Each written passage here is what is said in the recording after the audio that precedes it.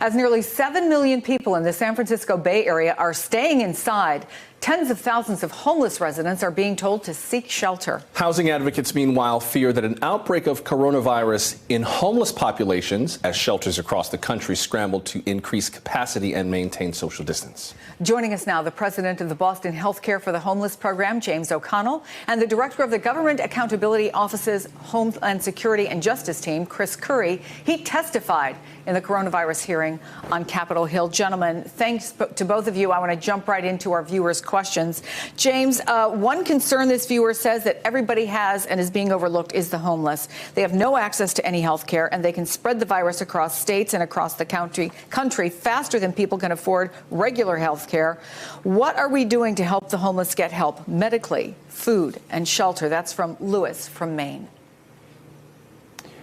It's a great question. I think we are scrambling in cities throughout the country trying to figure out what is best to do with homeless populations. And as you know, we've learned, at least as physicians and nurses, we've learned that the homeless folks will frequently show us the weaknesses in our healthcare system long before we realize it otherwise. So when you think of the standard public health measures that we want to use to control this outbreak, social isolation or social distancing is one of them, and quarantining is another. And when you have no home and no place to do that, it really challenges our public health measures. So cities across the country, including Boston, where I am, are trying really hard now to look at places where we can learn to test the homeless folks and isolate them, and then find places where they can go when they're sick. It was really moving to me as I read through the questions. Joshua reads through them every day to see how many people, frankly, James, were concerned about the homeless that they saw in their cities or where they lived. Is there something you can tell them about how they can help?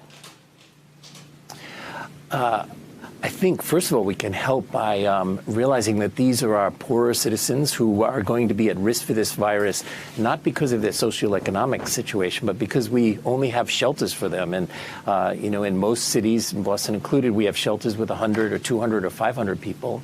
And when one person gets sick, that means the transmission of the virus will be like wildfire. And so to protect them is something we need to do. And I would urge everybody to just understand that this is a problem for each of our cities and towns, that if homeless population gets this virus, then it affects all of us, and we should all pitch in to try to help in any way we can with food, with making sure people have places to go where they can be distanced between them 6 feet.